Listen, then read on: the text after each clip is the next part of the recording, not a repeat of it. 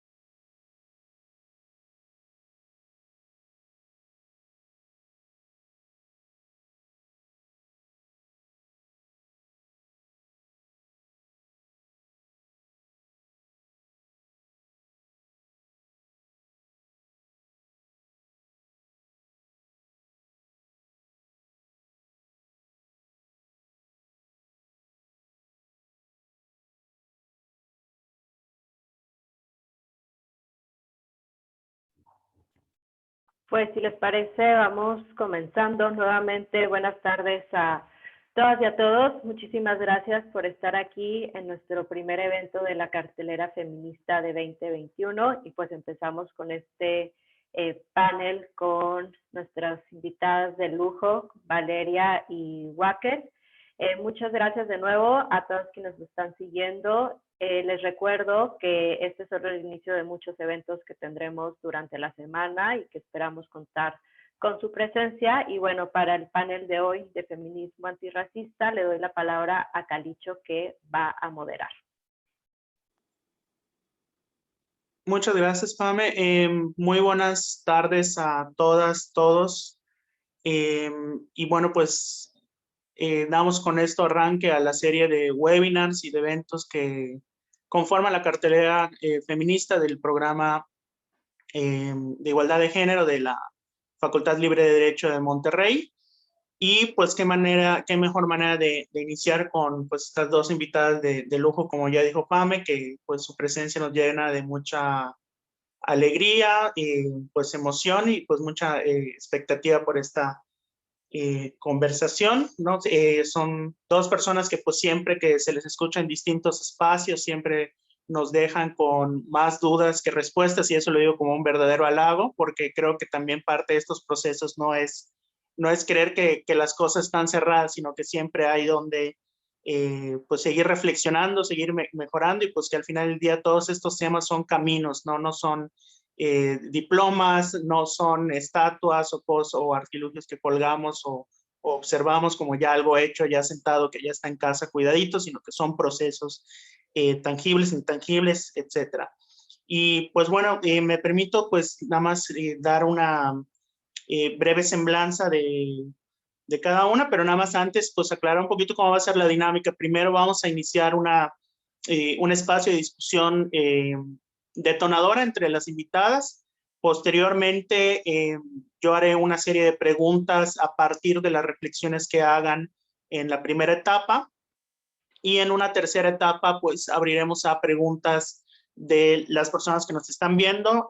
Pues allá les va a aparecer algún, ¿cómo se llama? Botón, dependiendo del dispositivo en el cual estén viendo esta transmisión, que sale preguntas y respuestas. Allá nos las escriben para que las retomemos en ese momento del evento, ¿no? Entonces, primera etapa, conversación entre las invitadas. Segunda etapa, preguntas detonadoras que les haré. Y en la tercera, preguntas de la audiencia. Entonces, pues las presento. Tenemos a Valeria Angola, afrocolombiana y mexicana, antirracista y cimarrona, etnóloga y bailarina de formación. Desde el 2017 trabaja como asistente editorial de Desacatos. Es columnista de Malvestida, representante de Afroféminas, en México desde el 2019, podcastera en Afrochingonas e integrante de Afrontera, colectiva antirracista en Ciudad de México. Muy buenas tardes, Valeria. Muchas gracias por estar con nosotras y nosotros. Tenemos también a Wakel Drulard, no sé si pronuncié bien tu apellido, Wakel. Es una no humana afroindia, descendiente mestiza, fronteriza, habitante del tercer mundo, heterodisidente y contrasexual, migrante y fugada del Estado ocupacionista dominicano y del sistema sexogénero. No binaria, anticolonial, marica transvesti y parte de las colectivas Afrontera y Decimaola y Boguera en Casa de Magdalena. Estudió Relaciones Internacionales y trabaja en temas de libertad de expresión y personas defensoras con diversas organizaciones de la sociedad civil en México. Wakel, pues muchas gracias por estar aquí y también te damos la bienvenida. Gracias. Y bueno, pues nada más también antes de iniciar esta conversación, recalcar que para la Facultad Libre de Derecho de Monterrey es muy importante el abordaje de las preguntas y debates jurídicos de manera integral, ¿no? Entendiendo que el derecho se nutre de distintas disciplinas, de otras discusiones que se dan no en congresos, sino en espacios académicos, en plazas públicas, en espacios colectivos, los cuales ayudan a entender cuál es el significado, contenido y alcance de aquellas disposiciones que llamamos derecho. Entonces, esto es muy importante para pues sí, para estas reflexiones que damos en el día a día en la facultad. Entonces, pues muchísimas gracias, les cedo el micrófono y pues adelante con la primera etapa de nuestro evento. Buenísimo, muchas gracias, Calicho. No sé, Val, si quieres tú iniciar. No, yo estoy súper contenta de estar aquí, de compartir con ustedes el día de hoy. Además, veo que son muchos asistentes. Eso también me alegra y me pone un poco nerviosa, pero bueno, yo nunca reniego de los nervios, al contrario, es el motor que me dicen que estoy viva, ¿no? Y esa emoción creo que es importante tenerla, aunque a veces no nos guste. Pues nada, qué Wakel, ¿cómo será que empezamos? Pues me dicen que me escucho medio lejos. ¿Ustedes me oyen bien? ¿Sí? ¿Me oyen bien? Es que dice que sí, ok. Pues no, nada, pues para empezar, ¿no? ¿Qué podría ser o cómo podríamos definir el feminismo antirracista? Pues yo diría para empezar que el feminismo antirracista, que es la postura, digamos, que yo he reivindicado desde hace más o menos unos 2 años, yo creo que no podría definirse o encasillarse en una sola vertiente del feminismo, ¿no? Siento que es una recuperación de teorías, experiencias de múltiples sujetos feminizados del mundo, ¿no? Porque podríamos ver que hay feminismo negro, ¿no? Hay feminismo decolonial, feminismo de las mujeres chicanas, que Wakel es expertísime en ese tema. Podríamos hablar también de feminismos islámicos, en fin, yo creo que digamos que el feminismo, habría que empezar a entender que el feminismo antirracista no se define o no se encasilla en una sola teoría o en una sola corriente del feminismo, ¿no? Nosotros renegábamos mucho un poco del feminismo radical, sin embargo con Wakel, si algunos de ustedes nos siguen, nosotros hicimos una transmisión, ¿te acuerdas, Wakel? Sobre feminismo radical y decíamos, bueno, hay cosas del feminismo radical que valoramos y que nos gustan, pero hay otras cosas que no, ¿no? Entonces también creo que no se trata como de decir, bueno, esto no y esto tampoco, tacharlo y votarlo y desecharlo del todo, sino más bien ver qué nos sirve y qué no nos sirve, ¿no? Entonces, bueno, yo tomo algunas cosas, ¿no? Que nos parecen centrales del feminismo radical, pero que sin embargo vemos que el feminismo radical no da cuenta para explicar esas múltiples realidades de estos múltiples sujetos femeninos, ¿no? Entonces, claro, yo podría decirles que el feminismo antirracista se nutre tanto de los feminismos negros, de esa experiencia de mujeres negras del norte global, pero también de los feminismos del sur, de los feminismos afrocaribeños, de las mujeres negras del Caribe, del Pacífico, que están en los países subdesarrollados como México, Colombia, Venezuela, Brasil, Cuba, etcétera. Pero también hay experiencias de mujeres del Medio Oriente, ¿no, Wakel? Mujeres racializadas, árabes, musulmanas, asiáticas también, que también han puesto preguntas muy certeras sobre, digamos, no solamente sobre la construcción universal de lo que significa ser mujer, sino también sobre cómo están atravesadas por esta múltiple opresión, ¿no? Que no solamente tiene que ver con la cuestión del patriarcado, sino también con un sistema que es racista, que es capitalista, que es extractivista, que es colonial, ¿no? Entonces, yo creo que, que no podríamos decir, bueno, feminismo antirracista solamente es el de las mujeres negras, no, hay que entender que hay muchas mujeres racializadas, ¿no? De muchos lados, que no solamente han sido negras, sino también indígenas, también mestizas, etcétera. Wakel.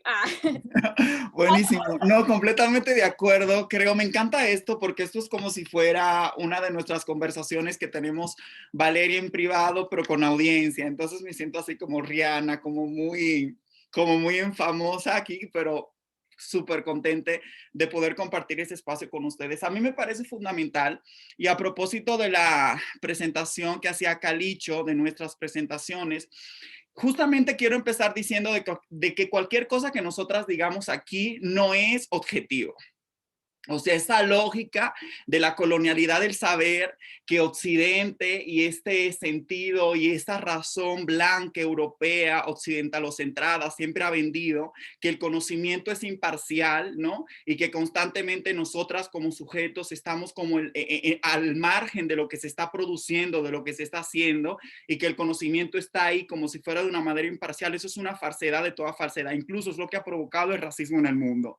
Porque han sido, por ejemplo, ciertas corporalidades blancas, ciertas corporalidades de mujeres blancas, de hombres blancos, de sujetos privilegiados, sin diversidad funcional, hegemónicamente heterosexuales, que forman parte del pacto de la blanquitud, que forman parte del capitalismo, quienes desde ese lugar de privilegio total han dicho que el conocimiento y la filosofía que generan del mundo, dígase feminismo, dígase marxismo, dígase derechos humanos, dígase cualquiera de estos paradigmas que conocemos, son completamente imparciales, y eso es falso. Entonces lo que Valeria y yo vayamos a decir aquí está justamente atravesado por nuestras experiencias y vivencias que pasan por nuestros cuerpos racializados, ¿no? Por ejemplo, el hecho de que si vamos por un aeropuerto, Valeria, es muy probable, a ti te ha pasado esa experiencia, ¿no? Ya luego más adelante la cuentas, a mí también es muy probable que dejen pasar a muchísimas personas que epidérmicamente son blancas, ¿no? Y a una la paren, incluso le revisen hasta el cabello. O que vayas en la calle, un policía te pare y te diga, oye, es que acaban de denunciar que a esta señora le robaron una bolsa, y que te pregunten a ti cuando la acera, o sea, la banqueta está llena de otras personas. Entonces hay un marcador racial, que es la construcción de la raza a nivel global, que coloca a ciertos sujetos en ciertas zonas que no son importantes, ¿no? Entonces nuestro conocimiento siempre parte de este dolor, de estas experiencias, de estas vivencias, del hecho, por ejemplo, que a mí me han echado de todos los feminismos, ¿no? A pesar de que siempre dicen, yo te creo, pero a mí no me creyeron, ¿no? Cuando yo le decía justamente que existe una violencia cis, heteroblanca, patriarcal y racista, que como marica y travesti he experimentado, y cuando les dije, experimenté esta violencia, a mí no me creyeron, ¿no? Entonces quisiera yo, como rápidamente, para entrar un poquito con el tema que colocó Valeria aquí en la mesa, como refugiarme en este concepto de espacio de enunciación que hablaba Chandra Mohanty, que es una feminista postcolonial, donde ella decía, claro, yo cualquier cosa, yo voy a hacer una crítica al feminismo, pero esta crítica la voy a hacer desde mi experiencia como una mujer india, ¿no? Entonces me parece a mí como muy importante colocar esto sobre la mesa. Y la segunda crítica que quiero hacer, Valeria, ya esto lo hemos hablado también, y aprovechando que estamos en la Facultad Libre de Derecho, es que evidentemente, claro, yo creo que en cualquier espacio, bueno, no sé si cualquiera, pero generalmente en los espacios podemos encontrar una potencia de transformación, pero yo siempre he considerado que el derecho como tal es una herramienta colonial, porque el derecho como tal es un instrumento que sirve a quienes participan del pacto de la blanquitud. Y para participar en el pacto de la blanquitud, que es un pacto racial, tienes que tener propiedad. El derecho sin propiedad no existe. Entonces existe un pacto y a ese pacto le podemos llamar incluso contrato social, ese famoso contrato social de Rousseau, ¿no? Donde se configuraron los derechos del hombre y del ciudadano, los derechos humanos que fueron el ARG. Pero lo real, Valeria, es que eso que nos dijeron hace mucho tiempo, que todas las personas nacen libres, iguales y con derechos, es una falsedad, porque no todas las personas nacen con derecho. No todas las personas nacen con un techo. No todas las personas nacen con salud. Aquí en México, si tú no tienes un seguro social o un seguro médico, tú entras a un hospital y sales con una cuenta de 300,000 pesos. Y si vas al servicio social, o sea, al servicio público, las condiciones muchas veces te mueres en el transcurso antes de llegar a la doctora, al doctore, ¿no? Entonces, este hecho y esta narrativa que constantemente se dice de que todas las personas tienen derechos humanos al nacer, en realidad así no es. O sea, las personas racializadas, las personas mestizas tercermundistas, las personas travestis, las personas heterodisidentes, las mujeres negras, las mujeres indias, no tienen acceso a la salud, no tienen acceso a la educación, no tienen acceso a los derechos más fundamentales, de las libertades más básicas que se supone que tiene que tener todo ser humano. Y precisamente no tienen esos derechos porque no son humanas. No son humanas, porque para ser humana tú tienes que ser ciudadana, tienes que ser blanca y tienes que ser mujer u hombre. Esta dicotomía de género. Podemos más adelante dialogar sobre eso. Entonces yo quisiera poner eso sobre la mesa para que sigamos dialogando, y en relación a lo que tú hablas, Valeria, sobre el feminismo antirracista, bueno, mira, yo creo que el feminismo antirracista es una crítica precisamente que el mundo siempre se ha leído, Occidente siempre es universal, ¿no? Entonces Occidente lo que hace es que construye dicotomías, construye categorías y la universaliza. Yo no sé si ustedes sabían, pero antes del 1492 las personas que habíamos aquí no éramos hombres y mujeres. Habíamos incluso otros sexos, otros géneros, y esa no era la ecología ni la palabra con el cual se nombraba. Pero a partir de esa fecha se construye esta lógica de la heterosexualidad como régimen político y se construye como esas identidades tan finas, y a partir de esas identidades tan finas, tan definidas, ¿no? Como es la identidad mujer, se van construyendo estas narrativas como el feminismo, como el marxismo, como el paradigma de derechos humanos, como ya mencioné. Entonces yo creo que el feminismo antirracista viene a ser una crítica a eso. Sin embargo, Valeria, y aquí lo dejo, sin embargo, Valeria, yo creo que hay que también abandonar el feminismo antirracista. ¿En qué sentido? Yo creo que hay que ser antirracistas, definitivamente, pero yo creo que hay que abandonar las categorías occidentalocentradas. Lo dejaría ahí. ¿Qué dices? Yo también estoy de acuerdo con este último punto de Joaquín. Porque sí, yo también creo que hay que abandonar el feminismo y bueno, no quiero retomar una cosa que dice Joaquín aquí sobre la cuestión de quién es humana y quién no es humana. Y yo creo que entender esto es supremamente central, ¿no? Para entender por qué las mujeres negras, digamos que se han plantado desde este famoso discurso que el feminismo negro reconoce como el discurso fundacional de su corriente, de su teoría, que es el de ¿acaso yo no soy una mujer? ¿No? No sé si es muy famoso. Por Journal Truth. Ha sido dramatizado por grandes actrices, por grandes activistas en la actualidad. Y este discurso justamente habla de eso, ¿no? De por qué, si acaso, ¿por qué no soy una mujer? ¿No? ¿Acaso no soy yo una mujer si yo tengo aquí mis chichis, si yo tengo, yo puedo parir, yo puedo criar, yo puedo hacer todas las cosas en términos biológicos que hace también una mujer, pero yo no soy tratada como una mujer y trabajo, no solamente no soy mujer, porque trabajo igual que los hombres negros de mi comunidad, esclavizados, pero no solamente por eso, sino porque no me tratan como mujer, a mí no se portan caballerosos conmigo, a mí no me abren la puerta del coche para salir, no me dan la mano para cruzar la calle, no tienen gestos de caballerosidad conmigo. ¿Y acaso yo no soy una mujer si tengo el cuerpo de mujer? Y a mí este tema me parece supremamente central y supremamente rescatable del feminismo negro, porque justamente es como lo que las feministas decoloniales posteriormente toman para decir, bueno, en el caso de los hombres y las mujeres negras esclavizadas, no había una lógica de género, ¿no? Había una lógica de dimorfismo sexual, hembra y macho, ¿no? Como en los animales, ¿no? Cuando vemos a los animales en la calle, un perrito, una perrita, no vemos, hasta que vemos sus genitales, no sabemos si es hembra o macho. Y dicen las feministas decoloniales a partir de leer a las feministas negras, que esas lógicas se aplicaban a las personas negras, ¿no? Entonces, sí, o sea, ¿quién ha tenido, digamos, en la historia el rango de humanidad suficiente para llamarse mujer, ¿no? Y, y nosotras decimos, bueno, claro, nos parecía importante decir, yo soy mujer, me reivindico como mujer, esta es mi humanidad, yo soy tan humana como usted. Y ahora nosotras y nosotros nos encontramos del otro lado, ¿no, Wackel? Y decimos, ya no me interesa tener tu categoría occidental, blanco, colonial, moderna. Ahora me quiero reivindicar como una bestia, ¿no? Como un animal, como regresar al mundo donde no existían estas categorías humanas y no reivindicarme como humana, sino reivindicar mi animalidad. Entonces, claro, esto es de una forma, digamos, yo lo pienso como desde una forma histórica, pero digamos, de qué manera, como qué mecanismos existen hoy en día, ¿no? Que nos siguen reafirmando que no hay sujetos con humanidad, como estos ejemplos que pone Wackel, ¿no?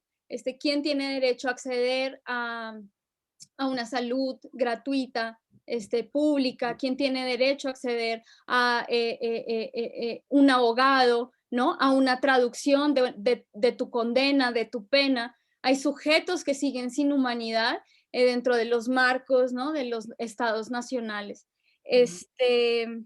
Y eso, ¿no? Lo último que dije lo enlazaría, o sea, esto de reivindicar la bestialidad, la animalidad, como forma de poder escapar de estos marcos lingüísticos de las categorías occidentales europeas. Totalmente de acuerdo. Y yo quisiera aquí como detenerme un poco para poder como profundizar sobre esto que ya venimos hablando, Val, porque no es una cuestión de decir abandonemos el feminismo porque hay que abandonarlos y abandonemos la humanidad porque ya no somos humanos, sino que existe una explicación sobre eso. Y la explicación es la siguiente. Claro, eso es más profundo todavía, ¿no?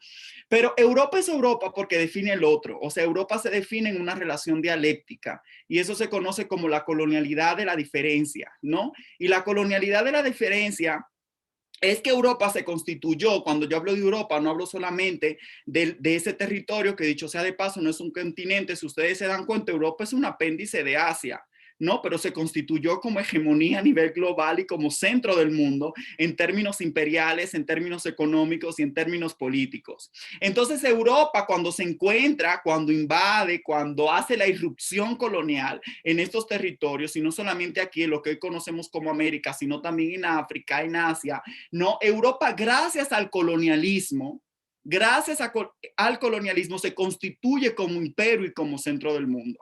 Entonces, cuando nombra el negro al negro que esclavizó, ustedes sabían que la esclavitud no era un modelo social, la esclavitud era un modelo económico que fue el arjé y el inicio del modelo capitalista en el día de hoy. O sea, las economías del sur que tanto dinero y tanto desarrollo le han dado a los Estados Unidos, imperio global también, y en Europa, no sería lo que son hoy sin un trabajo esclavo. El primer genocidio no fue la matanza de brujas que todo el mundo menciona, que dicho sea de paso sí es cierto en Edad Media. El primer genocidio fue precisamente la colonización que cometieron en estos territorios que nadie quiere reconocer. Todo el mundo habla del Holocausto, que también fue cierto, nadie lo negamos, pero si se dan cuenta, cuando es un cuerpo blanco que sufre la mayor opresión, Aimé Césaire le llama a eso justamente que Europa nunca se perdona, que a sí mismas hicieron lo que ya tenían muchísimo tiempo haciendo en el mundo, ¿no? O sea, entonces el primer genocidio y la primer masacre precisamente fue esta colonización.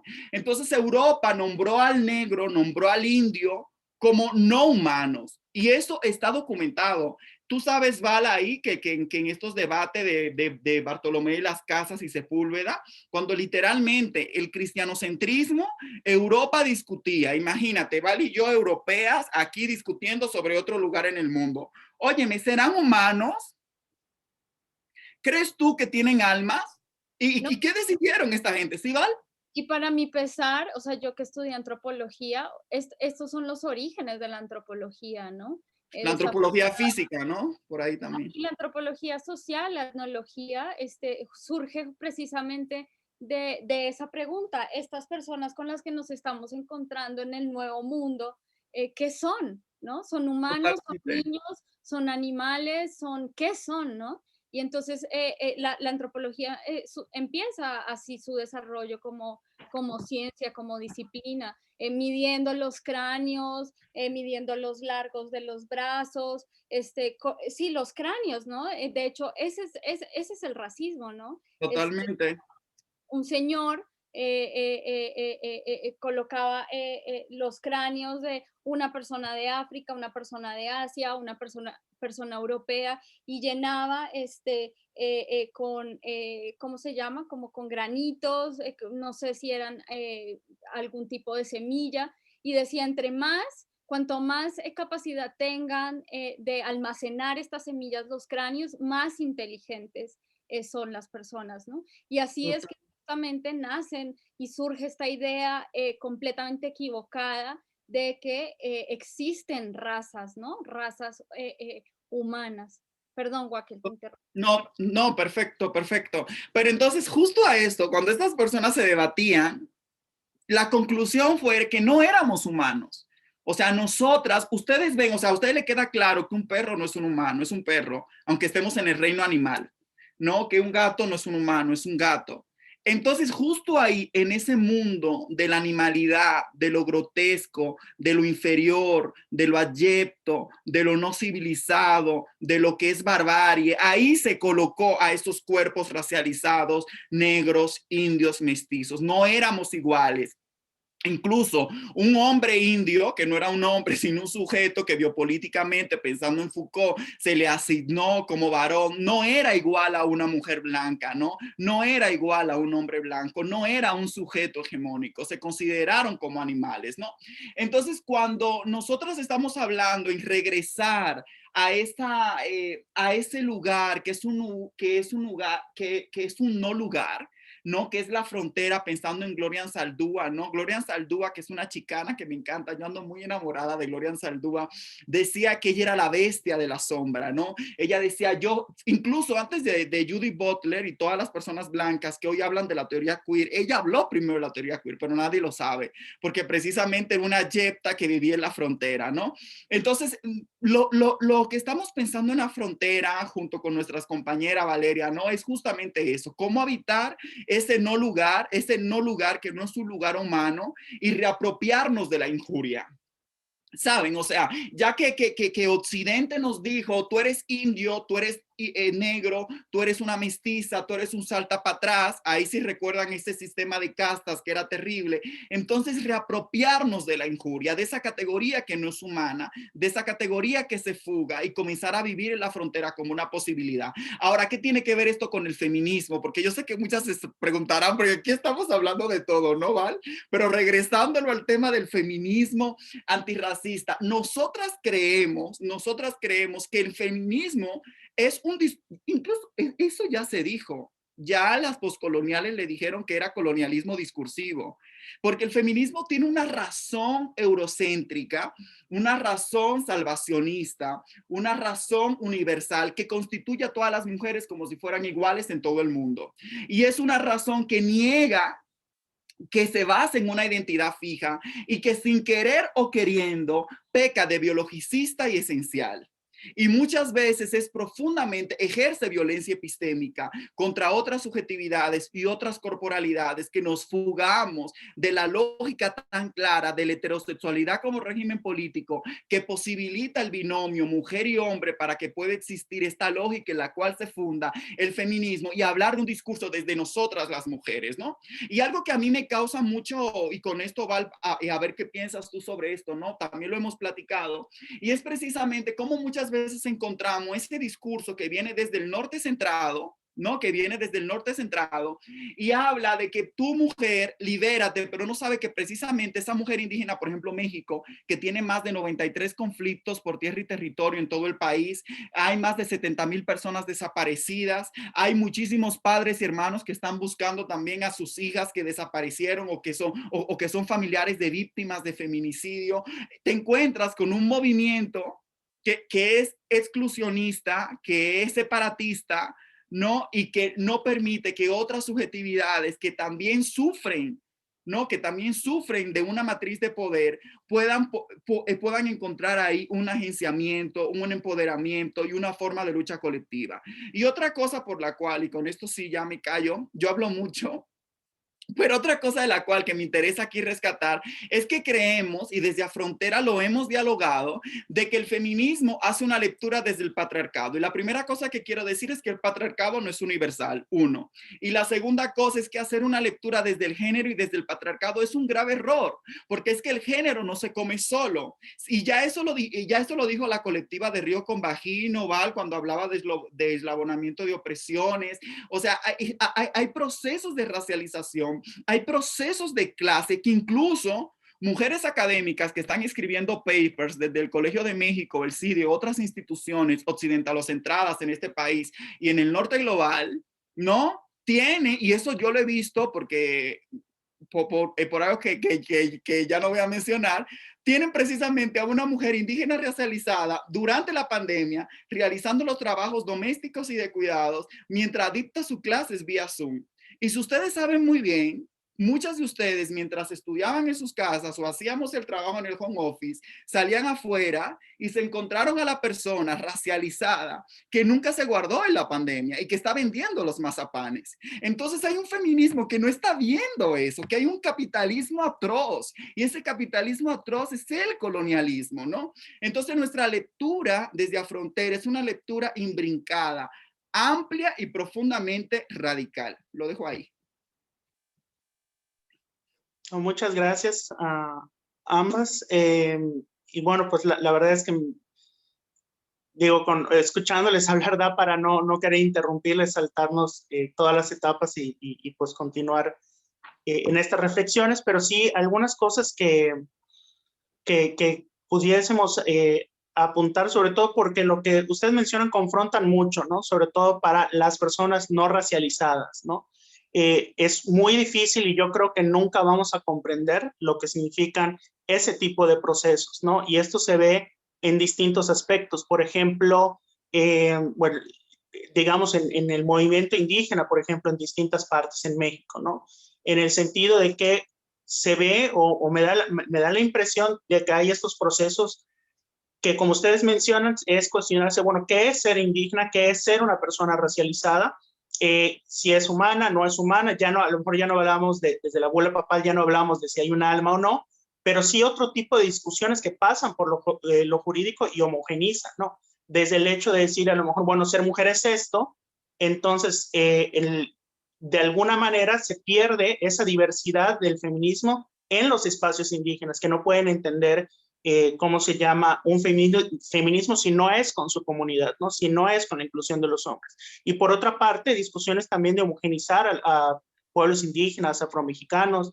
Por ejemplo, ahorita está, y a través del derecho, sobre todo ahorita que está en discusión una ley de consulta indígena y afromexicana a nivel nacional, que como instrumento jurídico corre el riesgo de homogenizar, de hacer un proceso estándar que aplique a indígenas, independientemente del pueblo al que sean, y cómo se llama, y a pueblos afromexicanos, independientemente de su contexto.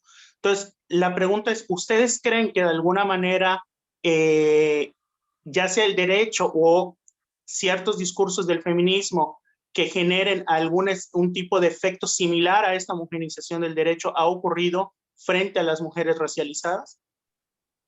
Me acordaste de algo, Calicho, que justo compartí hace pocos días con Wakel. Wakel y yo estuvimos platicando porque estamos trabajando, bueno, de cerca, muy de cerca el tema de las cárceles y estamos enlazados, Wakel y yo, con el colectivo de jornadas artísticas por la libertad de Tiara. Tiara es una chica de la UNAM que recientemente fue encarcelada y sus compañeros de clase han generado una cantidad de estrategias para pues tener dinero para sostenerla en la cárcel, uno, y dos, para su defensa. Pues estamos como muy, nos gusta mucho el tema de las cárceles. Y yo hace poco consulté un texto que escribe Aura Cummins. De hecho, en la revista donde yo trabajo se publicó su texto en una sección que se llama Testimonios o Legados, ya no recuerdo la sección, pero ella contaba la experiencia de una comunidad, me parece que es maya, en Guatemala, de una niña de 14 años que es violada por un muchacho, la niña, perdón, tiene 10 años, y el muchacho que la viola también es de su comunidad y tiene 14. Entonces, cuando se presenta esta situación, el pueblo, la comunidad se reúne y dan un veredicto en el que, bueno, ustedes me disculpan si de pronto utilizo los términos que no son. Yo creo que ustedes conocen toda esta terminología. Yo estoy familiarizándome ahorita con el tema porque me gusta mucho. Y bueno, la comunidad se reúne y hay una asamblea y que decide qué hacer con el chico que comete ese agravio. Entonces, ellos ponen, digamos, un castigo, ¿no? Le dicen al chico, bueno, número uno, tienes que pedir perdón arrodillado ante ante la familia de la niña y ante la niña y pedirle disculpas, ¿no? Número dos, vas a tener que recibir cierto número de azotes en la plaza pública por tus padres. Y número tres, vas a tener que hacerte cargo de los gastos médicos que la niña necesite hasta que la niña esté bien. Ambas partes se dieron por satisfechas de esta resolución que fue en la Asamblea Indígena, fue el derecho comunitario indígena el que dio esta sentencia, este veredicto, y ambas partes, tanto la parte de la niña violada como el que cometió el agravio, estuvieron de acuerdo. ¿Qué pasó? Que este caso se llevó a las instancias institucionales del derecho estatal y me parece que fue la Corte Suprema de Justicia que dijo que no se podía, que era ilegal haber resuelto esta problemática de esta forma, porque según la ley de feminicidios y no sé qué, no recuerdo el nombre ahorita exactamente, de Guatemala, se estaba encubriendo a un violador.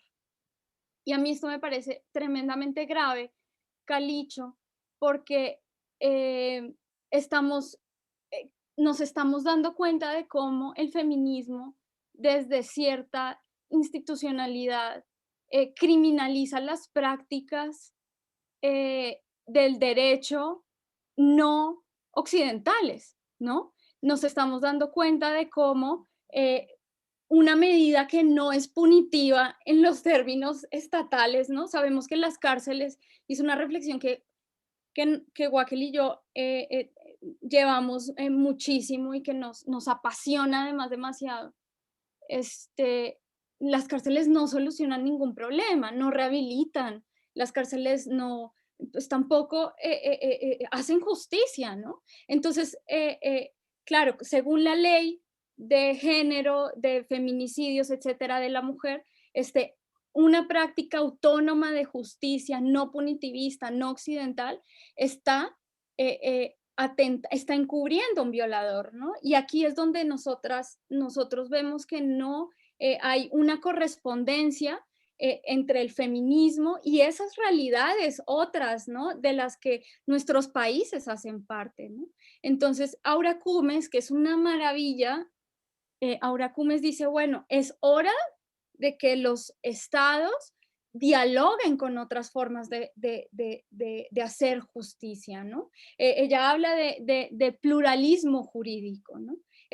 Las comunidades estamos abiertas a dialogar con el derecho estatal, pero el derecho estatal siempre se impone, ¿no? Como único, como hegemónico, como autoridad, y niega justo esas diversidades de las que quizá tú puedes estar hablando, Calicho. Entonces, claro, Wackel y yo tenemos el propósito de meternos, nos gustan estos temas, ¿no? Y queremos ver en qué medidas, digamos, todas estas leyes feministas, ¿no? Impulsadas por el feminismo, pueden estar criminalizando las prácticas de grupos racializados que perjudican no solamente a hombres, sino también a mujeres, a comunidades enteras. Sí, súper de acuerdo. Yo no me acuerdo, no, perfecto, creo que ese ejemplo ilustra muy bien todo. No me acuerdo muy bien la pregunta que ha hecho, pero lo que sí podría decir es que en sí mismo, eso también es un feminismo, porque hay un feminismo que es un feminismo punitivista. Nosotros tampoco no estamos a favor de ese feminismo que propugna cada día por más leyes, porque al final todas las leyes al final terminan siendo racistas, porque las personas que terminan encarceladas por haber mandado esa foto sin consentimiento y que mucha gente celebra la ley Olimpia y por tal y tal y tal, siempre van a ser sujetos subalternizados, racializados, empobrecidos, precarizados. Y no creemos que esa sea una alternativa, ¿no? O sea, no creemos que eso sea una solución. Creo que hay que repensar incluso lo que significa justicia, porque yo sé que la justicia es distinto para pueblos africanos, para pueblos afrodescendientes, para pueblos indígenas, ¿no? No se respeta incluso el derecho constitucionario. Y ya que estamos aquí en el campo de la institucionalidad y del derecho y todo esto, incluso ni se respetan los propios pactos internacionales, como el convenio 169 de la OIT, de la ONU, ¿no? Sobre derechos de los pueblos indígenas. Entonces, generalmente hay una clase de colonialismo jurídico. Mira, ya aquí me estoy inventando conceptos. Hay una clase de colonialismo jurídico que siempre se utiliza, y tiene que ver con el comentario que yo decía al inicio, ¿no? Se utiliza el derecho como un instrumento para continuar el neocolonialismo. Entonces, un pueblo que está utilizando, o sea, por años, los pueblos indígenas canadienses y de estos territorios tienen sus formas de resolución pacífica de conflictos. Pero existe una sociedad occidental, colonial, porque el derecho también fue importado, y más en nuestra tradición superpositivista en México, ¿no? El derecho fue importado y comienza a imponerse sobre otras formas descoloniales de resolver problemas en sociedad. Entonces pareciera que todo tiene que pasar por ahí, cuando sabemos también que el derecho no es accesible a la gente. O sea, la gente está encarcelada incluso sin tener un traductor ni por tener una buena defensa, cuando se supone que tener una buena defensa es algo básico y fundamental, es un derecho humano. Incluso se viola todo, porque ustedes saben, México es el país que viola todo y más firma contratos, más firma pactos internacionales. ¿Y con esto con qué voy? El tema del arraigo. el tema de la prisión preventiva, el tema de la militarización en todo el país, constantemente el derecho es una rama, el derecho es un instrumento colonial para generar violencias otras a cuerpos racializados en este país. Y hay personas inocentes, empobrecidas y subalternas que se encuentran sin haberle demostrado que son culpables, que están en prisión, precisamente porque se legisla desde el colonialismo total, porque el Estado, porque este territorio está ocupado por el Estado. A mí me van a echar de este país, pero bueno, todos los territorios del mundo están ocupados por los estados-nación, criollos, etcétera. Entonces, creo que por ahí hay una crítica también, ya. No, muchas gracias, no, y no te preocupes, si alguien intenta lincharte o algo, te defendemos entre todas y todos. Bueno, no, porque afortunadamente es una discusión que afortunadamente cada vez se escucha más, y allá creo que la única duda de lo que mencionaste que yo plantearía es, incluso si el concepto de derecho colonial no es pleonasmo, ¿no? Si realmente pudiese haber un derecho no colonial de alguna manera, yo quisiera creer que sí, pero bueno, es fácil decirlo desde la postura de alguien que puede leer y escuchar sobre ese colonialismo del derecho, pero no vivirlo de alguna manera. Y también yo quisiera aprovechar para preguntarles, porque ustedes de origen pues vienen de un país del Caribe que sufrió una dictadura militar por mucho tiempo y un periodo de persecución a distintas disidencias, sea políticas o de otras formas, también de un país con un conflicto armado interno que también, gracias al trabajo de la Comisión de la Verdad, se ha descubierto que incluso con masacres destinadas a disidencias sexuales, disidencias heteropatriarcales, etcétera, muy marcadas, que no es invento o análisis o segunda línea, sino que en el mismo discurso estaban órdenes destinadas a atacar a disidencias sexuales. Y también forman ahora parte de un país que sufrió un periodo de represión estatal durante la Guerra Sucia, y actualmente seguimos pues con los estragos de una llamada guerra contra el narco.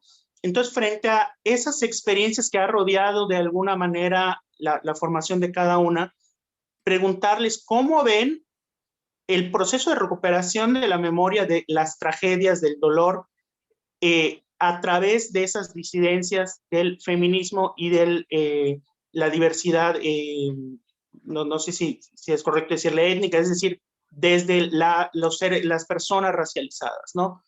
Normalmente pues hablamos de recuperación de la memoria, pero me parece que también muchas veces es reproduciendo ese tipo de actores, ¿no? Las personas blancas que tenían ciertos elementos para hacer sonar sus casos, para hacer que tengan las primeras respuestas del aparato de justicia. Entonces, no sé cómo ustedes vean también esos procesos de reconstrucción social de la memoria, de la lucha contra la impunidad desde la racialización. Fíjate que me estás haciendo acordar de otra cosa. Aquí en México se hizo recientemente algo que le llamaron la ruta del esclavo. Y como en este intento de recuperar esa memoria, y a mí me parece esa memoria afrodescendiente, también como en esta intención de em, reconocer que existe en efecto una población afrodescendiente que fue traída de forma forzada para trabajar, ¿no? Secuestrada, porque hay que decirlo como fue, ¿no? Fue secuestro definitivamente. Y a mí me parece sumamente indignante que, digamos, esta recuperación de la memoria se haga a partir de esa narrativa tan dolorosa como es la esclavitud. Creo que sí es importante hablar de la esclavitud porque es una historia que es real, ¿no? Que sucedió en efecto, pero claro, resulta que está metida la UNESCO, que están metidos también ciertos investigadores, historiadores del INA, etcétera, personas con intereses muy particulares que han trabajado el tema. Y a mí me parece supremamente complicado porque es justamente como reforzar la narrativa de que las personas negras son esclavas, ¿no? Ni siquiera tuvieron el detalle de ponerle la ruta de los esclavizados, sino la ruta del esclavo, ¿no? Que me parece que es una manera de naturalizar esa condición en las personas negras. Eh, ¿Cómo hacerle contrapeso a eso? Pues yo creo que tendríamos que voltear a ver cómo el trabajo que las personas negras en los territorios en México están haciendo para reconstruir esa propia historia. Creo que hay muchísimos trabajos alrededor también de la comida, de la música, de la danza, desde la escritura, la poesía, ¿no? Que están haciendo personas que no tienen apoyos institucionales para hacer cosas tan grandes como la ruta del esclavo, que creo que se parece como a esta onda que hay en ciertos lugares en Europa que tratan de recomponer como lo que fue el holocausto nazi, ¿no? Y que se vuelven de pronto atractivos turísticos en donde los turistas se toman fotos y selfies y como que le restan o más bien banalizan los significados de ciertos espacios que fueron supremamente complicados. Entonces creo que sí, o sea, hasta que esas, digamos, no sé, hasta que, sí, yo creo que hay que voltear a ver, digamos, las producciones que hacen ciertas personas en este momento en los territorios afrodescendientes, en muchos lados del país, ¿no? Para construir y reconstruir su propia historia y que están en el presente y que no tienen apoyos, no tienen becas, no tienen absolutamente nada, ¿no? Entonces sí, a mí me parece supremamente complicado, pues bueno, esta iniciativa que se hizo aquí en México, ya no sé en qué va, no sé si paró por la pandemia, pero bueno, eso tendría que decir. Sí. Yo la verdad no me acuerdo mucho de la pregunta, No, pero básicamente que era cómo sienten ustedes que estos procesos que han vivido en nuestros países, ¿no? Una dictadura militar, un conflicto armado, una dictadura partidista, cómo incluso esos dolores, ¿no? Que parecieran ser algo muy de abajo, muy reivindicado, también pueden reproducir estas lógicas de racialización de, bueno, represento el dolor, pero solo de un sector o de ciertas características, y se deja siempre a lo ultimito cuando ya hay mucho posibilidad hablar de ese tipo de represión en sujetos racializados. claro, por ejemplo, en República Dominicana, donde hubo esta dictadura, que fue una dictadura atroz, ¿no? La dictadura de Rafael Leónidas Trujillo y que duró 31 años, fue el presidente que fundó la lógica antinegro que vive hoy República Dominicana. Y ahorita que estamos hablando de derecho, me acuerdo de la sentencia. Miren cómo está la situación. República Dominicana es una isla en el Caribe. Está compartida, está dividida entre dos países, República Dominicana y Haití. En el 2013 hubo una sentencia del Tribunal Constitucional Dominicano que dictó que toda persona nacida a partir del 1929 se le quita la nacionalidad dominicana cuando lo que está puesto en la Constitución es jus solis, o sea, las personas que nacen allí son dominicanas en el territorio y punto. Y esta sentencia dejó en condición de apatridia a miles de personas dominicanas de ascendencia haitiana y también de personas haitianas que ya estaban en el territorio. Entonces ahí es un ejemplo muy concreto cómo el Estado constantemente utiliza el aparato jurídico para poder perpetuar el racismo, ¿no? De una manera estructural. República Dominicana es un país profundamente racista y antinegro, a pesar de que nosotras, bueno, quienes nacimos allí, somos personas racializadas y somos personas afrodescendientes. Y eso viene desde la dictadura de Trujillo. Una de las masacres más emblemáticas de la región fue precisamente el asesinato así literalmente en un campo donde pusieron a muchísimas personas haitianas y de ascendencia haitiana y las asesinaron. O sea, hablamos siempre de masacres del otro lado del mundo, como esas masacres emblemáticas, pero es que al lado de nosotras siempre hay masacres de personas racializadas. Recordemos el tema de los 43 estudiantes de Ayotzinapa, recordemos la masacre que hubo en San Fernando, ¿no? De personas migrantes, que eran personas racializadas. Las personas que desaparecen en este país, porque todo el mundo dice, sí, más de 70,000 personas desaparecidas son personas que viven, que están sufriendo una crisis de derechos humanos, pero son cuerpos que tienen un marcador racial. Incluso cuando hablamos de los feminicidios, ustedes saben, estas 10 mujeres que asesinan todos los días también son mujeres racializadas. Se hizo una investigación de una organización que se llama IDEAS, que demuestra cómo las mujeres que vienen a la Ciudad de México a trabajar desde el Estado de México, que muchas veces son la sirvienta, la mucama y la trabajadora del hogar de muchas personas privilegiadas de este lado de la ciudad, son personas racializadas y en ese trayecto para poder trasladarse a la Ciudad de México eran desaparecidas. Ahí es donde hablamos de racismo del feminismo y de nuevo regreso al feminismo. El feminismo constantemente se construye desde su identidad mujer esencial y deja por fuera que la opresión no está sucediendo porque hay una vagina, no está sucediendo porque hay una vulva, sino porque hay un proceso de racialización que es profundamente colonial y que no solamente la atraviesa a ellas, sino también atraviesa a toda una comunidad, todo un barrio, a todo un sector, y eso incluye a otros sujetos que no necesariamente son sujetos feminizados, ¿no? Entonces, regresando a la pregunta, porque ya ves, Calicho, que yo divago y me voy de allá para acá, pero regresando a la pregunta, lo que quiero decir es justamente que estoy de acuerdo contigo. Estas dictaduras y estos procesos políticos tan dolorosos no son perpetuados por cualquiera, son perpetuados por quienes posibilitan las cárceles, los estados con sus leyes.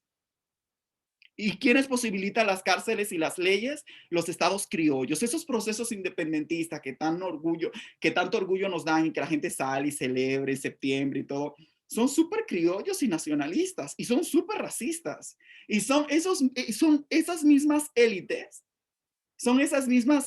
sociales que perpetúan esos procesos dictatoriales tan duros y tan dolorosos, la que cometen estos procesos de racialización que nos siguen doliendo, porque la verdad, cuando hablamos de eso es evitar un dolor, no Val, y lo hablamos. O sea, es un proceso continuo de recordar lo doloroso que es esta situación, y ya.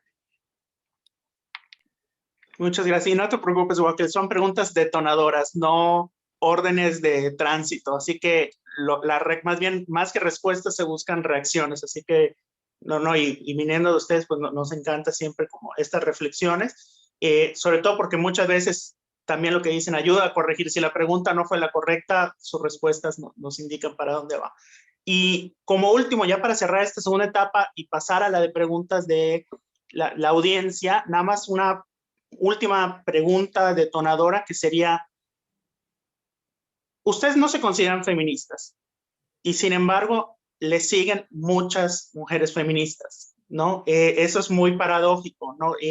Particularmente en la Libre, pues yo he visto que muchas alumnas emocionadas, por ejemplo, con escucharles el día de hoy, se consideran feministas. Entonces, es paradójico porque mientras más reniegan de esto, más abonan a la discusión del feminismo. Entonces, yo allá sí quisiera, pues, generarles la posibilidad de que ustedes nos digan qué mensaje le darían a esa estudiante de la Libre, a esa estudiante en Ciudad de México, a esa cualquier mujer, sobre todo mujeres no racializadas, que se consideran feministas. ¿Qué mensaje le darían si pudiesen resumirlo así muy brevemente? Qué preguntas más difíciles, ¿no, Val? Sí, no, sí es paradójico, pero yo creo que no tanto, porque fíjate que yo siento que nuestro compromiso con la lucha, con la cuestión antipatriarcal, antisexista, es vigente, ¿no? Está ahí, es ineludible, no podemos negarlo que tenemos ese gran compromiso. Entonces, ¿yo qué les diría? Que no es necesario que ellas tampoco, pues también la abandonen la etiqueta, ¿no? Tampoco es necesario que para que nos consideremos compañeras de lucha, yo tenga que ser feminista y estar de acuerdo en todo, ¿no? Creo que también Wakel y yo hemos platicado sobre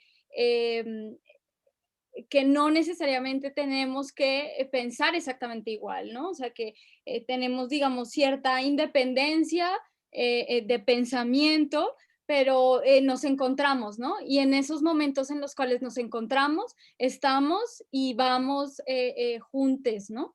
Entonces, eso, yo diría que no es necesario ser feminista para tener una lucha comprometida con contra el sexismo, ¿no? Contra el patriarcado, porque justamente no es necesario llamarse así, que muchas mujeres y muchos hombres también han hecho cosas muy valiosas para abolir el sistema sin la necesidad de autodenominarse políticamente como feministas. Entonces, eso. Sí, pues yo estoy completamente de acuerdo con Valeria, solo agregar que como que cada quien también vivimos nuestro proceso, ¿no? Y se vale no como forzar las cosas.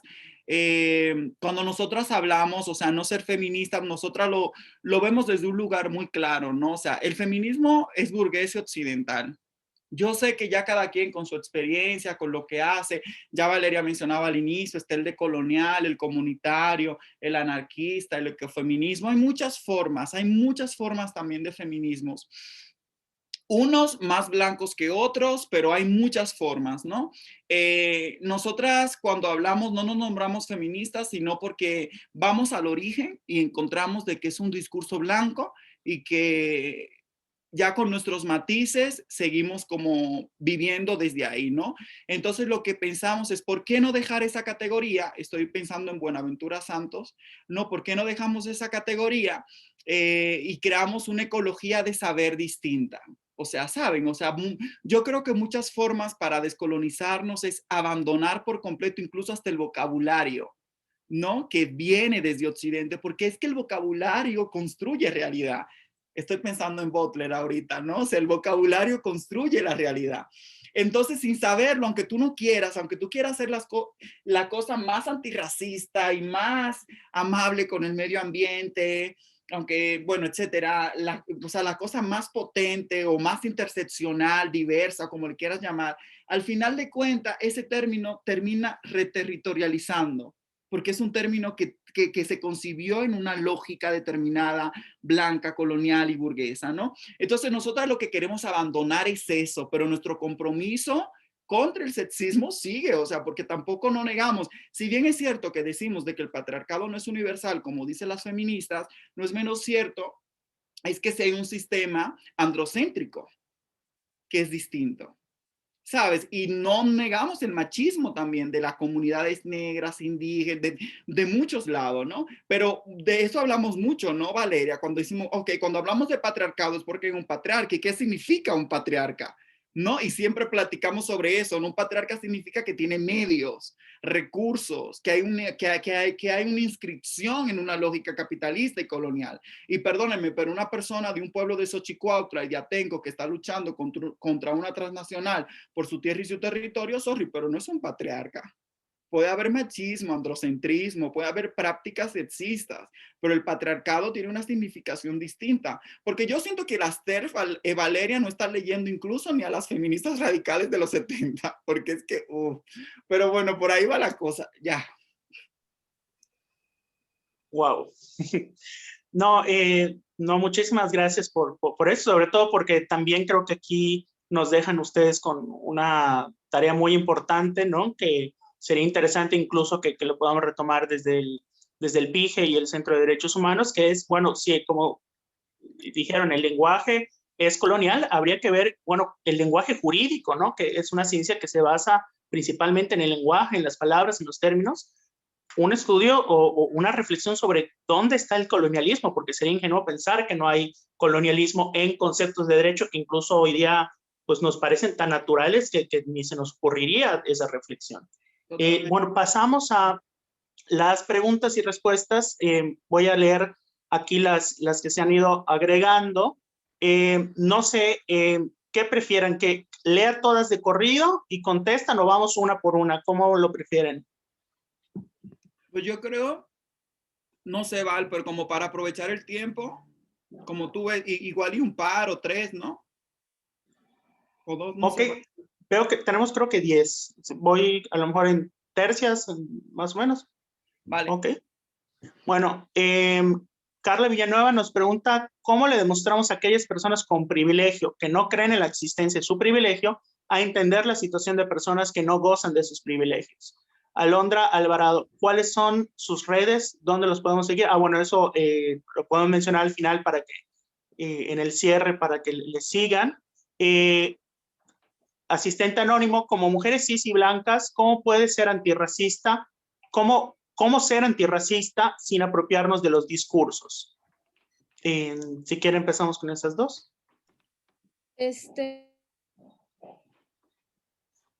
Privilegio que no creen además en la existencia de su privilegio, entender la situación. No, yo creo que eso es muy, muy complicado, ¿no? Yo creo que pues parte de todo tampoco se trata como de querer forzar a la gente a que se una o que crea la verdad que yo tengo, ¿no? Yo pues en lo te voy a hablar de ahí, yo lo que he hecho, sé que no van a entender, ¿me oyen? Ay, como que se fue tantito, pero sí ya. Ok, ajá, que yo, no concentrarme en trabajar, digamos, ¿cómo podría decirlo? Como de forma negativa, más bien hacer todos los días acciones afirmativas con las personas que sí están conmigo, ¿no? Y porque yo creo que es muy difícil estar con una persona que no entiende y que no quiere entender. Quizá esta persona nunca va a cambiar sus ideas, ¿no? Entonces yo lo que decidí hacer es invertir mi energía, invertir mi tiempo, invertir mis palabras, mis mensajes hacia las personas que sé que me van a recibir.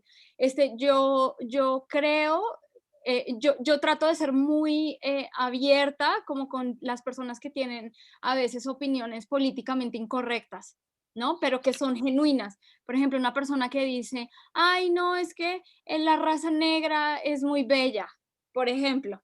Es que las personas, ay, las negritas son bonitas. Entonces, cuando me dicen ese tipo de comentarios como de una forma, digamos, genuina, en donde, digamos, se le salió el comentario, ¿no? Sin ninguna rectitud o corrección política más bien, yo trato de trabajar como con esas opiniones y decir, bueno, pero ¿por qué piensas así? ¿No? Como tratar de hacer ciertas preguntas pertinentes para provocar reflexión en la misma persona, pero tampoco evito muchísimo llegar como con la feminista trans excluyente a decirle, eres una pinche racista de mierda, ¿no? Porque me dan, perdón la grosería, pero dan ganas, ¿no? De hacerlo, dan ganas de cambiar su mente y de forzarla a pensar otras cosas, pero claro, también en forzarla a ella a pensar como yo también me pregunto si es lo que yo quiero, porque a mí tampoco me gustaría que nadie me forzara a pensar como otra persona, ¿no? En fin, o sea, me estoy enredando horrible, pero creo que sí es importante eso, ¿no? Como invertir la energía de manera asertiva con las personas que sí te escuchan o que tienen apertura para escuchar, ¿no? Para aprender. Por eso estamos aquí hoy, ¿no? Yo creo que digamos, el mensaje que tenemos ha sido transmitido de una manera de verdad tan amorosa que por eso estamos aquí hoy, que la gente nos busca para platicar y para hacernos preguntas. Entonces, yo me iría como por ese lado. Yo estoy 100% de acuerdo con Valeria, no agregaría mucho, solo diría que las personas con epidermis, bueno, sí voy a agregar algo. La blanquitud es distinto a las personas blancas de piel. O sea, la epidermis es una cosa y la blanquitud es otra cosa, ¿no? Y nosotras creemos que las personas blancas que tienen una epidermis blanca o que son leídas por este sistema mundo como blancas o en estos territorios como blancas, también deben de ser antirracistas. O sea, decir lo contrario sería cometer el error que han hecho los feminismos hegemónicos en decir que solamente las mujeres reales, biológicas, con vulva, no solamente pueden ser las feministas. Nosotras creemos que si queremos que esto sea un movimiento transformador y que sea descolonizador, tiene que incluir a muchos, ¿no? Entonces las personas que tienen también, que son leídas como personas blancas y que pueden gozar un privilegio por tener una piel blanca, porque eso es una realidad. Si vas a un aeropuerto, si caminas por la calle, si vas a un restaurante, a una discoteca, el tratamiento puede ser distinto en algunos espacios, en algunos contextos, ¿no? Pero independientemente de eso, creemos de que todas las personas deben de ser antirracistas. Entonces, esa actitud antirracista es una actitud de hacerse consciente de los privilegios que tiene, pero no hacerse consciente, porque hay mucha gente que se hace consciente, Valeria, y tú sabes, y Calicho, que se hacen consciente, pero para agregarlo al discurso nada más. Entonces hablan desde la interseccionalidad, desde la diversidad, desde la pluralidad, y es súper bonito hacerse consciente y poner los privilegios en la mesa. ¿Qué haces con tu privilegio? Saber que tú estás en la escuela, que fuiste a la universidad y que todo lo que tienes no lo tienes por inteligente, lo tienes por blanco y porque perteneces a cierta clase social, ¿no? Entonces, una forma de ser antirracista es hacerte consciente de lo que tienes y tratar de encontrar la manera de utilizar esos privilegios para la lucha, para el movimiento. Y eso no significa que te quedes en la calle y que dones todo, ¿no? Significa de que, no sé, por ejemplo, terrible. A mí me pasó, Valeria, hace como 2 años, una amiga de España que nos visitó y estaba por aquí, o sea, le estaba pidiendo rebaja a la señora que estaba vendiendo las cosas en la calle. No. Si alguien racializada también te dice cuánto cobras y te dice tal y tú sabes que se te hace hasta barato, pero muchas de estas personas no tienen otro parámetro y muchas veces tú págale más, ofrécele tú, ¿no? O págale por su trabajo, o etcétera, etcétera. Aquí podemos dar muchos ejemplos. Creo que Valeria tiene un artículo en Malvestida donde publicó como algunas cosas que debes de considerar para ser antirracista. O fue un TikTok.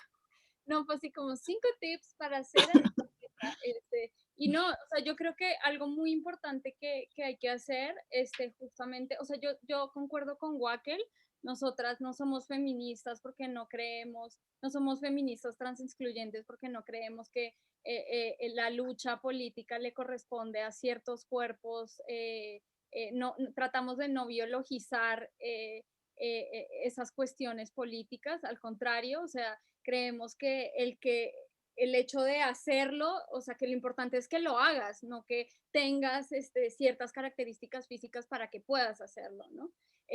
Yo creo que no es un requisito. Y por otro lado, pues Wackel, yo también pongo una gran pregunta y es otro debate que hemos tenido sobre qué es ser blanca, ¿no? Porque nosotros a veces decimos que hay personas blancas porque tienen epidermis blanca y no es así del todo, ¿no? Entonces también hay que problematizar qué es ser blanca, porque hay personas de epidermis blanca que cruzan la frontera de ciertos espacios y ya dejan de serlo, ¿no? Entonces, claro, pareciera, o sea, sí es que estas categorías también de color también están súper esencializadas, ¿no? Entonces, pareciera que lo blanco en todo lugar del mundo va a ser blanco y que lo negro también.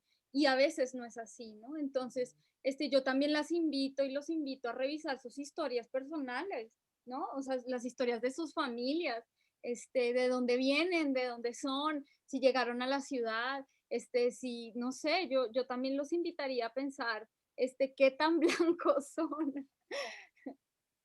Totalmente, de acuerdo. Sí, y allá si me permiten hacer una aportación no solicitada, no, justamente porque también incluso entre ciertos sectores es muy común esto de la reivindicación de los apellidos europeos o de algún origen, y sí, porque vino de esto, pero no viene con la reflexión de, bueno, fue un esclavista de quien abusó, o sea, qué tipo de poder tenía, que ejerció, que explica mi posición familiar hoy día, ¿no? Porque no es por generación espontánea. Y también allá, justo de lo que mencionabas, Valeria, también nada más un ejemplo, me tocó mucho una fibra de origen, porque pues, yo soy de Yucatán, que es una zona pues de mayoría indígena, y allá se da un fenómeno que es el concepto del chel, que es el indígena maya blanco, o sea, de tez blanca, incluso con ojos claros, pero que sigue siendo maya y que incluso el chel puede ser utilizado hasta de forma despectiva, ¿no? Entonces, ¿cómo independientemente de la tez, es un sujeto racializado, ¿no? Entonces, creo que eso es como un buen ejemplo de esto que comentabas, ¿no? Retomando las preguntas, asistente anónimo, ¿dónde nos quedamos? Aquí. Asistente anónimo, a propósito de lo que cuenta Valeria sobre etnología, ¿creen que es posible estudiar una disciplina que nace desde premisas racistas y no abordar el trabajo relacionado a ella desde ahí?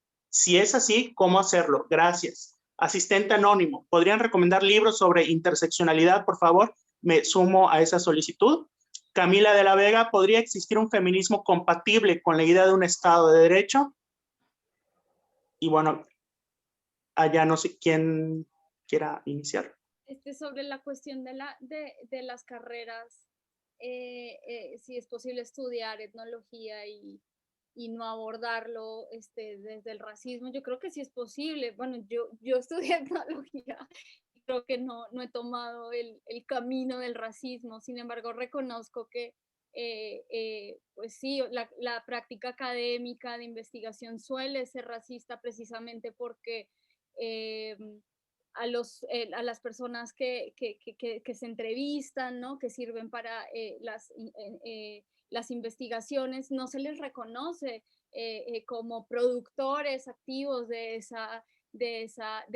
esas producciones académicas, sino más bien como un informante, ¿no? Como el objeto de estudio. Entonces, yo creo que habría que problematizar es la forma en la que nos acercamos a otras personas para investigar, para escribir, si les damos, digamos, el rango o el estatus de autor o coautor o colaborador, o simplemente aparece ahí entre las páginas de mi artículo como un informante más ahí X. Yo creo que eso sería importante de reevaluar. Y sí, o sea, tratar de hacer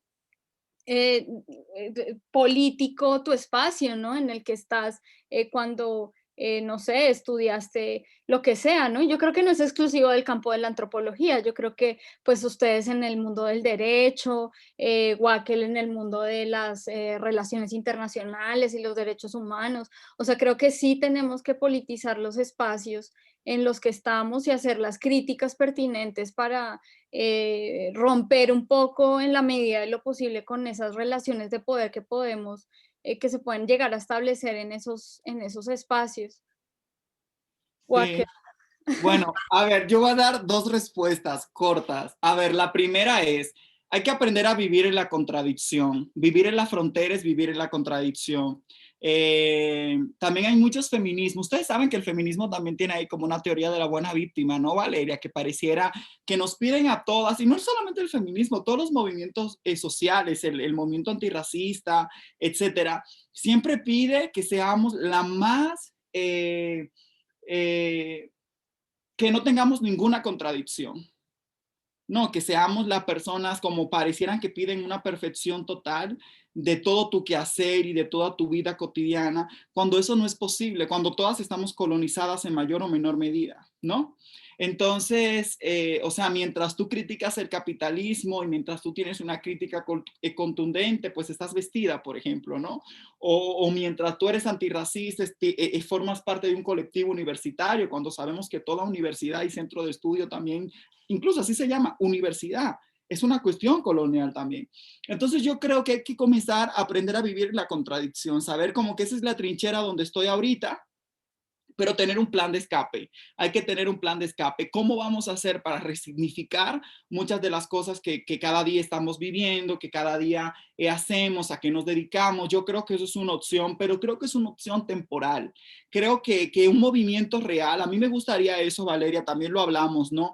Que un movimiento real que llegue en algún momento donde eliminemos estas ciencias. O sea, a mí me parece un error como, o sea, la antropología, a mí personalmente, el hecho de que se estudie la antropología y que literalmente se construye como una ciencia que da soluciones a problemas sociales, cuando en realidad los problemas sociales se hacen desde el movimiento. Yo, a pesar de que trabajo en organizaciones de la sociedad civil, a mí me gustaría también que en algún momento desaparezcan las organizaciones de la sociedad civil, porque son liberales también. Porque es que en realidad la sociedad civil construye agendas, y a donde hay agendas hay relaciones jerarquizadas. En la universidad hay relaciones de jerarquía, en la sociedad civil hay relaciones de jerarquía. Muchas veces se debaten porque no solamente está la sociedad civil, ustedes saben que la sociedad civil compite por fondos, ¿no?, de agencias internacionales, de la cooperación internacional, para poder financiar agendas. Naciones Unidas, desde los Objetivos de Desarrollo Sostenible, dicta cuáles son los temas prioritarios. Entonces, o sea, la clase política a nivel global del sistema mundo dicta qué se tiene que hacer, y la academia hace eso también. O sea, ahorita el antirracismo está de moda y lo de colonial, y todo el mundo ya le invierte fondo a lo de colonial desde la academia, pero muchas veces se queda en papers, en investigaciones, ¿no? Entonces yo creo que mientras seguimos aquí viviendo, seguimos resistiendo, generamos estos espacios de autocrítica, seguimos haciendo cosas, pero creo que hay que configurar un plan de escape. A mí me encantaría escaparme con ustedes, o sea, hacer una manada, irnos a la frontera y comenzar como a hacer cosas contra, o sea, profundamente, o sea, cuando esta sociedad nos dice, no, tú sé gay, tú sé LGBT, y tú ahorita, y estás representado, y ahorita tenemos un presidente negro, ahorita a propósito, bueno, en su momento Barack Obama, pero ahorita, ¿cómo se llama esta? Kamala, ¿no? Y que la gente celebra la representación y todo esto. Ah, vale, pero yo creo que tenemos que tener algo más contundente. En vez de formar parte del ejército, porque ustedes saben que también hay una facción del feminismo que quiere ser parte del ejército y pide igualdad en el ejército, igualdad en la policía, igualdad en todos lados, ¿no? Como si fuera esta violencia masculina tener igualdad ahí. En vez de pedir esto, ¿por qué razón? Pues no eliminamos a la policía, eliminamos las cárceles, eliminamos el Estado, y yo creo que eso estaría muy potente. Bueno, al menos este es mi sueño. Sobre interseccionalidad, yo no conozco como un libro como tal.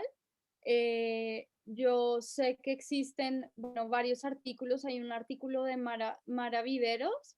Ella es una feminista negra colombiana, y si la buscan así en Google como Mara Viveros interseccionalidad, seguramente les va a salir ese artículo, pero ella es como de esta onda de colonial, y más bien ella se van a encontrar es con la crítica a la interseccionalidad. Ella la explica, ¿no? Ella dice, bueno, se trata de esto y esto y lo otro, pero esta es la crítica que yo le hago a la interseccionalidad. Sí, como libros como tal, yo no creo que, no conozco la verdad, pero es que la idea de interseccionalidad, digamos que como idea, ha estado presente en la producción de las mujeres racializadas, ¿no? Es como esta intención de denunciar que no solamente es la existencia del patriarcado la que pone en riesgo la vida de las mujeres racializadas, sino también el racismo, también el capitalismo, ¿no? Entonces, y justamente esa es la crítica que hacen las feministas decoloniales a la interseccionalidad, que es un término que nace desde los organismos internacionales para el derecho, ¿no? Porque justo la que habla de interseccionalidad es una abogada, ¿no? Es Kimberly Crenshaw. y ella lo crea justo para dar cuenta de un problema, de una discriminación que están enfrentando unas mujeres negras, ¿no? Entonces, el término, digamos que ella lo da en los 80s, me parece, por este caso con General Motors, que es el que se niega a contratar a estas mujeres, pero lo que dicen las decoloniales es que esta idea ya ha estado presente desde hace mucho tiempo en las producciones teóricas de las mujeres negras y mujeres racializadas, ¿no? Como hablar de matriz de opresiones, de imbricación de opresiones, etcétera. Entonces yo les recomiendo esta lectura que hace, bueno, este articulillo ahí de Mara, que pues es bastante bueno. Y ya, ¿no? O sea, bueno, que igual pueden consultar otros textos de otras feministas negras, como para entender cómo, claro, se imbrican, ¿no? Estos sistemas de opresión, que también las decoloniales tienen un problema, y yo también en lo personal me gusta esa crítica que hacen con la representación de la interseccionalidad, porque vemos que la interseccionalidad es como el cruce de las avenidas, y ellas dicen, no es así, no nos gusta la imagen de las avenidas cruzando, sino que más bien entendemos que es como algo que se teje como una trenza, ¿no? Entonces, bueno, son otras maneras de entender, digamos, lo mismo, ¿no? Y igual, yo creo que Wackel podría responder esta última pregunta de si el feminismo es compatible con la idea de un Estado de Derecho. Yo creo que sí, ¿no? Yo creo que sí, o sea, yo creo que sí. O sea, mira, algo que me encanta de nuestra amistad, Valeria, es que tenemos pues una sinceridad radical y un amor radical. Y aunque no estamos de acuerdo, siempre compartimos y reflexionamos juntas, pero el Estado de Derecho, es que el Estado de Derecho solo beneficia a la blanquitud. El Estado de Derecho yo creo que debe ser eliminado también, por ya todo lo que mencioné desde el inicio. O sea, es que, a ver, mira, hay que entender, mira, la colonialidad es como si viviéramos en Harry Potter. Es mágico. La colonialidad es mágico. Te dicen, todas tenemos derechos humanos, todas somos iguales, todas queremos, todas. Y es falso. Vivimos en un país con más de 54% de gente que vive en pobreza. Y no significa que la otra persona, que el otro porcentaje viva bien. Significa que hay un grupito que es la clase trabajadora súper explotada. Y hay un grupito que goza de privilegios de blanquitud y de clase, que también a eso se le puede llamar la economía del 1%, que goza de todas las riquezas a nivel global casi. Entonces, y todo eso lo posibilita el Estado de Derecho. Yo creo que ya nos han demostrado de que las leyes no nos están funcionando. Entonces yo creo que una revolución antirracista es una revolución contra Estado, porque el Estado de Derecho justamente construido, y se escucha muy bonito, porque el Estado de Derecho es el Estado del orden y el crimen. O sea, es el Estado de Ronald Reagan. Es el Estado de más leyes, más punitivismo, más mano dura. Ustedes saben por qué todas estamos tan tranquilas aquí en nuestro Zoom y ahorita hay cárceles y gente encarcelada. Es la situación y es la violencia más descarnada que tenemos ahorita y son personas inocentes que están allí porque creemos que tú y yo somos ciudadanas de bien y que trabajamos y que nos ganamos el pan de cada día y que allí están los criminales. Cuando es mentira, así de mágico, es como estar en Harry Potter. Entonces yo creo que hay que eliminar, yo creo que hay que eliminar, y eso lo hace el Estado de Derecho. Lo hace el Estado de Derecho. El Estado de Derecho nos dice más cárceles porque así ustedes van a estar protegidas. El Estado de Derecho nos dice, esa persona violó el contrato social, a la cárcel, cuando sabemos que no, que fue una persona que nunca se le ha dado derechos humanos, nunca ha tenido derechos humanos, robó 200 pesos para comer y está encarcelado por 10 años. Esto parece mentira, pero es real. Y ustedes que estudian Derecho, la mayoría saben que es así. Que vivimos en un país donde la impunidad es más del 99%, donde asesinan a periodistas y a personas defensoras de derechos humanos, y globalmente es del 95%. Entonces yo creo que el Estado tiene que ser abolido también, como la cárcel. Muchas gracias, con la gran diferencia de que se perdona no ver Harry Potter y no entenderlo, pero no se perdona no ver esta realidad, no se perdona ver esta realidad. Pues muchísimas gracias a ambas, la verdad es que pues ya creo que dejaron a la audiencia muy intranquila en el muy buen sentido, con muchas dudas, muchas reflexiones y precisamente por eso les queríamos ver aquí conversando. Les agradecemos muchísimo su disposición a nombre de la Facultad Libre de Derecho de Monterrey.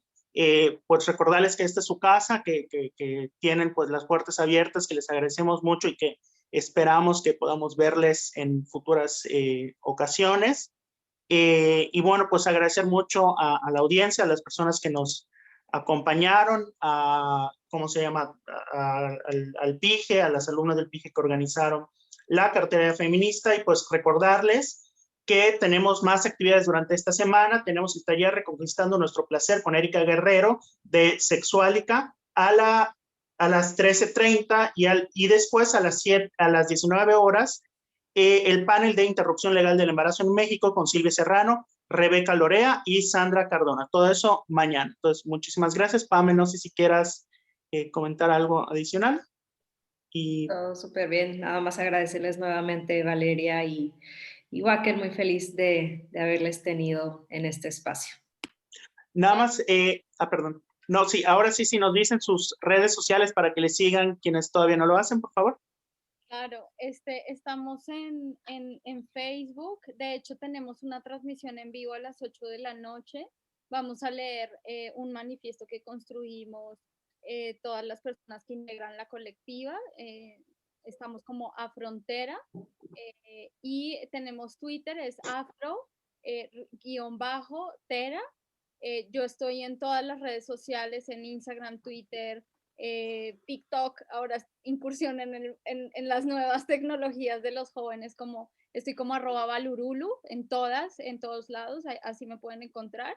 Y bueno, tengo un podcast que se llama Afrochingonas, en Instagram lo encuentran así como @afrochingonas, igual que las tuyas. Las mías las escribí porque son un poco difíciles. Mi Instagram es Wackel-Wurzbach, ahí está escrito en el chat, así lo pueden poner, y en Twitter Wackel_J_Drullard, y ya las redes de frontera que dio Valeria. Ya. Y cuando abras tu TikTok nos avisas para que también corramos la voz. Ya tengo, pero no me lo sé, pero por ahí se los dejo esa. Ok. Bueno, pues muchísimas gracias. Si no hay otro aviso de cierre, pues agradecerles muchísimo. Nos estamos viendo en el resto de la semana en la cartelera feminista del PIGE de la Facultad Libre de Derecho de Monterrey. Muchas gracias. Muchas gracias. Un besito. Gracias por la invitación. Chao. Gracias, chao. Ay, sí, yo escribí las redes para los panelistas. Ah, sí, yo también, seguro. No se preocupen, ahorita las paso para todos. Ay, gracias. Ahí les va.